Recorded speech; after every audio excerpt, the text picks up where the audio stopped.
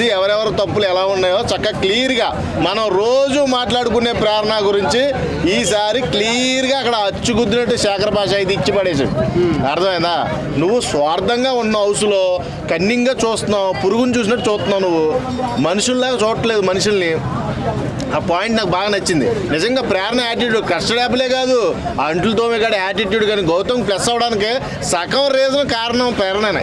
నిజంగా గౌతమ్కి అంత బజ్ వచ్చిందంటే ఈ రోజున ప్రేరణ వల్లే వచ్చింది. అసలు నాకైతే భలే కిక్ వచ్చింది. అది బిగ్ బాస్ 8 ఈ వీడియో కోసం, ఈ ఎపిసోడ్ కోసం నేను వెయిట్ చేస్తున్నా. ఈ రోజు ఖచ్చితంగా అందరికీ కూడా నామినేషన్స్లో ఒక్కొక్కటి ఇచ్చి పడేసింది. అసలు అవినాష్ మళ్ళీ మెగా చీఫ్ కావడం, ఎవిక్షన్ పాస్తో నబీల్, నాకు రాత్రి షో కూడా బాగా నచ్చింది. నాగార్జున గారు హోస్టింగ్ సూపర్ అంటే సూపర్. నిజంగా రియల్ కింగ్ నువ్వు. నీకు అసలు ఇంక తగ్గేదేలే, నువ్వు కింగ్ నేను ప్రమోట్ చేస్తాను కాలితే. నిజంగా నాగార్జున అంత బాగా డెసిషన్ తీసుకున్నారు రాత్రి. నాకు ఫర్ ద ఫస్ట్ టైము ఆ ఎవిక్షన్ షీల్డ్ వాడాడు చూడండి నబీల్ కూడా నాకు బాగా అనిపించాడు. అబ్బా నిజంగా ఎక్కడ వాడాలో అక్కడ వాడాడు. నబీల్కి ఈ దెబ్బతో ఫ్యాన్ బేస్ అని పెరిగిపోద్ది. ఆ రకంగా కరెక్ట్ డెసిషన్ తీసుకున్నాడు. చాలా మంచి డెసిషన్ అది.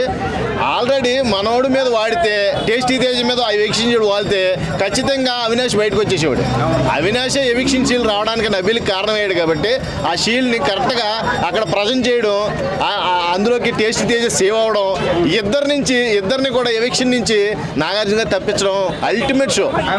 ఇంకొక మాట అన్నారు, సీజన్ 4 కూడా ఎవిక్షన్ పాస్ నుంచి నేను అది అదృష్టలేక అది అవినాష్కి ఒక్కడికే సాధ్యం. అది నిజంగా ఇద్దరులో ఏ కంటెస్టెంట్ వెళ్ళిపోయినా చాలా ఫీల్ అయ్యేవాళ్ళం బిగ్ బాస్లో.